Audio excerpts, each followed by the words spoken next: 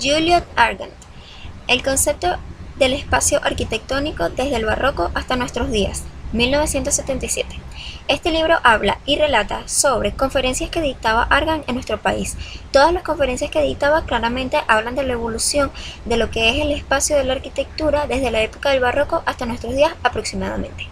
El autor habla sobre los elementos que contiene un espacio, cómo se forman y también todo lo que podemos tener referente al mismo, desde la época del barroco, cómo se ha ido evolucionando mediante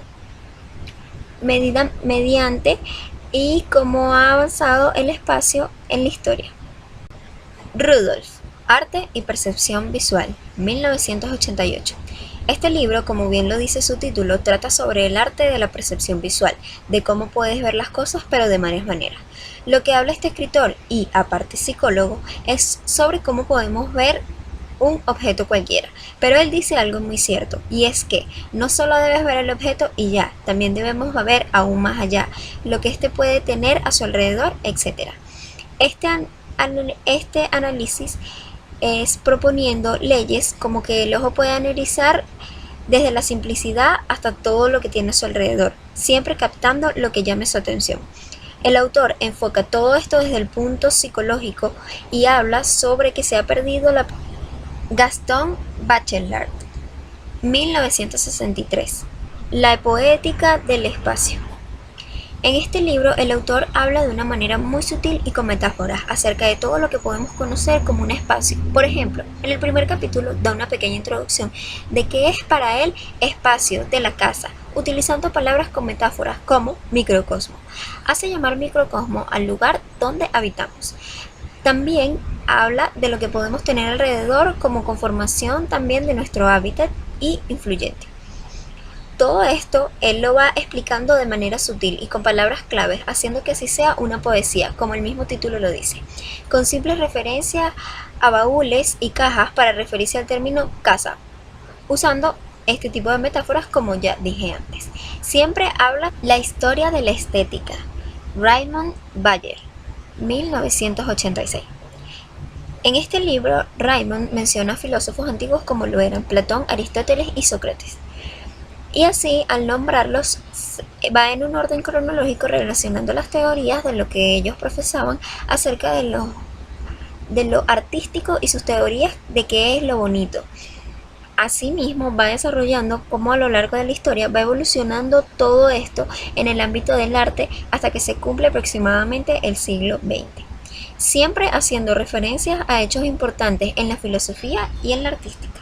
Otto Bollnow, 1969. Hombre y espacio.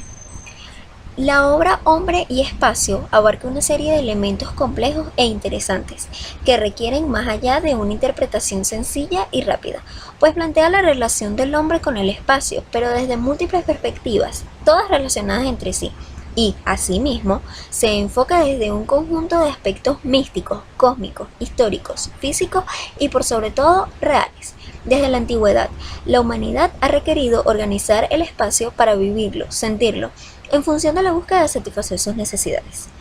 Otto Bollnow, en su obra, permite estudiar y reflexionar el espacio desde diferentes puntos de vista, incluyendo aspectos no solo físicos, sino también sociales, psicológicos, espirituales y místicos. Todos los detalles, todos los elementos que conforman el espacio y que tienen influencia sobre la configuración, percepción e interpretación, establecen una visión holística sobre la geografía de que esta obra resalta. Mircea Eliade, 1967. Lo sagrado y lo profano. Este trata de hacer ver que la religiosidad no se ha abandonado, sino ocultado, y que se puede ver camuflada en muchos sitios. La experiencia religiosa de la naturaleza ha llevado a planteamientos estético-artísticos, que se contenta con el puro goce estético. Esto es la esencia de la experiencia religiosa completativa de la naturaleza, pero descaraliza sin trascendencia. Otro comentario de Mircea alude al psicoanálisis que reproducirá el descenso de los infiernos, lo preforma para luchar contra el monstruo diabólico, vencerlo y salir renovado, renacer victorioso. El hombre moderno rechaza la trascendencia, pues trata de hacerse a sí mismo y esto solo lo ve posible en la medida de que se libere, desmimetice.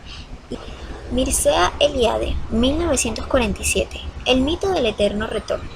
El objetivo de este libro es estudiar ciertos aspectos de la ontología arcaica, es decir, analizar las concepciones del ser y de la realidad que pueden dependerse del comportamiento del hombre de las sociedades premodernas. Eliade entiende por sociedad premoderna tanto el mundo que habitualmente se denomina primitivo como las antiguas culturas de Asia, Europa y América. Un rasgo es destacable sobre el resto cuando nos acercamos al comportamiento de los hombres de estas sociedades, tanto los objetos del mundo exterior como los actos humanos propiamente dichos no tienen valor extrínseco, autónomo, sino que tan solo son reales en cuanto participan de una realidad divina, heroica, primordial, en definitiva. Bruno Sevi, 1958. Saber ver la arquitectura. En esta obra, Bruno examina la historia de la arquitectura en materia de su esencia como espacio y en su efecto para las creaciones de arquitectura, junto con edificios como templos, palacios y catedrales. Sevi describe en este libro su concepto de espacio y la importancia del espacio para la arquitectura en diferentes edades. Para su argumento, Sevi explica la importancia de las diferencias de todas las edades de la arquitectura, empezando con los griegos, los romanos, etc. Alfred Weber, 1976. Historia de la cultura. Este libro está basado en la historia del hombre. Básicamente habla comparando el pasado del presente, para así explicar de manera clara cómo se ha modificado la cultura a través de los años, haciendo mención a la Primera Guerra Mundial, ya que esto modificó varias cosas. Pero, sin embargo, el autor también deja ideas que tenía antes de que esto ocurriera.